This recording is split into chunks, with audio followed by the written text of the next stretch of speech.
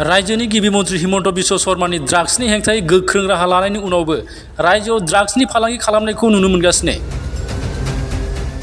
गोख्रों साजा होसेयावबो दुथां फालांगिरिफ्रा ड्राग्स फालांगि खालामनायनिफ्राय जानगार जायाखै। नाथाय बेबायदि थासारिनि समाव आसाम पुलिसा बैफोर दुथांनि हेंथायै उन जानानै थायाखै।